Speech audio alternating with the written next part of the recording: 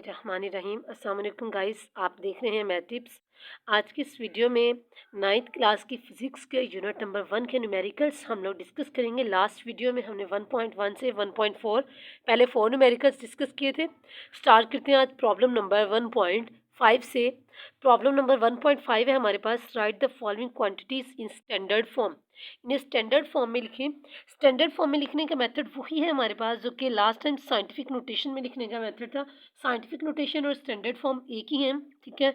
तो आपको इसमें करना क्या है कि पहले नॉन ज़ीरो डिजिट के बाद आपको पॉइंट शिफ्ट करना है। इसमें पहला नॉन ज़ीरो डिजिट है हमारे पास 6, तो आपने इसके बाद पॉइंट लेके आने 6.4। ये पॉइंट के बाद वाली ज़ीरो आप लगा दें तब भी ठीक है, नहीं लगाते नो इशू, ठीक है। अब ये देखें कि आपने ये पॉइंट जो जहाँ पे लेके आए हैं आप लोग, ये कितने डिजिट्स शिफ्ट किया। हम लोग राइट जहाँ पे पॉइंट नहीं होता तो कंसीडर करते हैं कि एंड पे पॉइंट जहाँ पे मौजूद है, तो राइट से लेफ्ट पॉइंट अगर शिफ्ट होगा तो 10 की पावर्स होंगी पॉजिटिव। 3 डिजिट्स आफ्टर शिफ्ट किया तो 10 की पावर 3 किलोमीटर।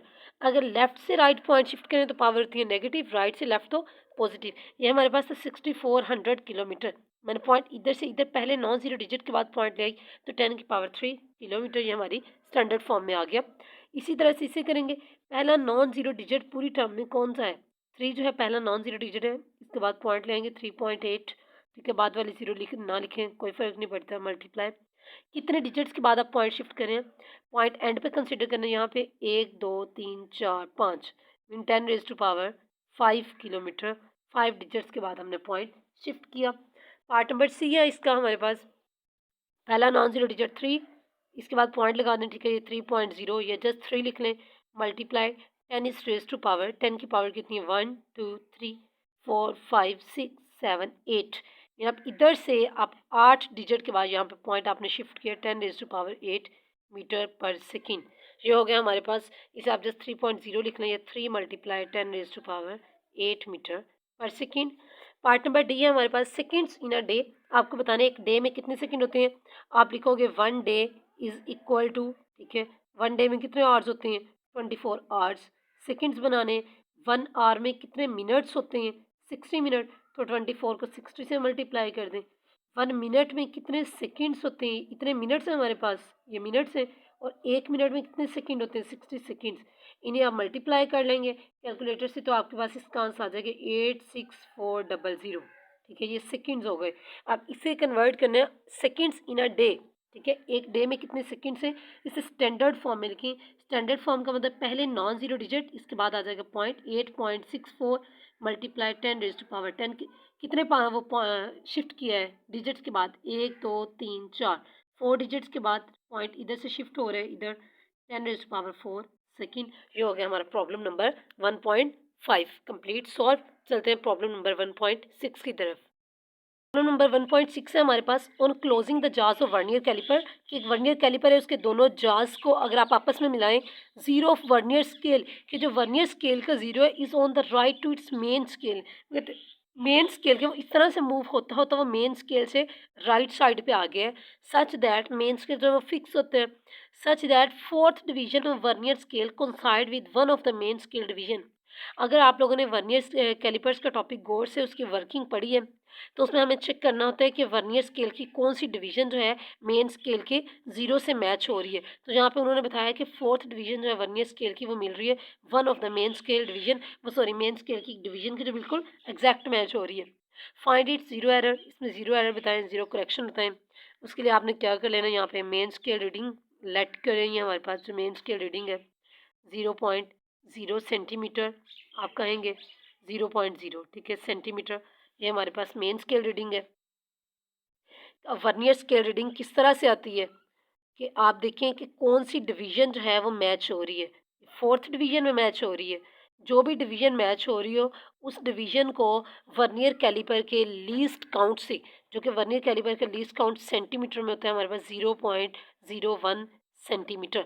अगर मिलीमीटर में करते हैं हम लोग तो 0.1 मिलीमीटर होता है, लेकिन सेंटीमीटर में लिखें तो 0.01 सेंटीमीटर। तो ये जो डिवीजन मैच हो रही है वर्नियर स्केल की, उस डिवीजन को लीस्ट काउंट से अगर हम मल्टीप्लाई कर दें, ये इसके वर्किंग में था, तो हमारे पास वर्नियर स्केल की रीडिंग आ जाती है जो कि आएगी 0.04 सेंटीमीटर।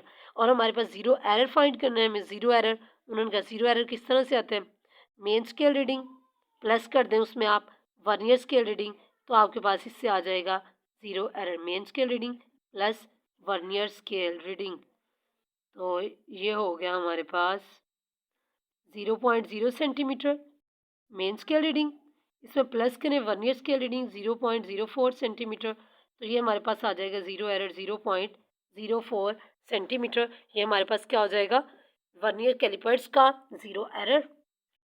ऐसा वर्नियर कैलिपर जिसमें जो हमारे पास वर्नियर स्केल है, zero of the vernier scale जो है राइट साइड पे है उसके मेन स्केल से, उसका 0 एरर ये हो जाएगा।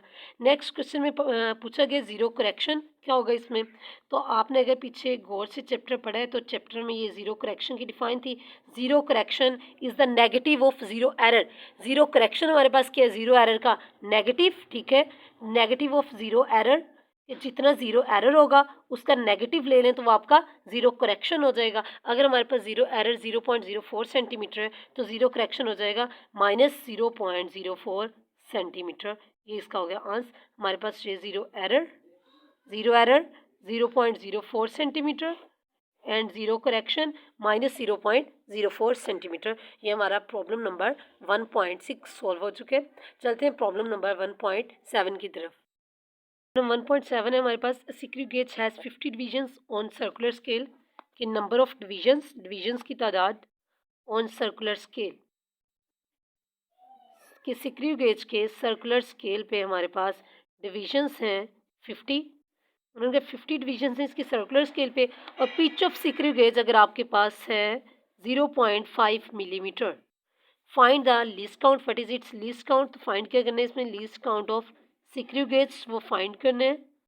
तो इसके लिए फार्मूला लगाएंगे लीस्ट काउंट ऑफ, जिस तरह से वर्नियर कैलिपर के लीस्ट काउंट का फार्मूला है इसी तरह से least count of screw gauge का फार्मूला है, वो भी चैप्टर में पीछे गिवन है कि least count is equal to, least count of screw gauge is equal to pitch of screw gauge, pitch of screw gauge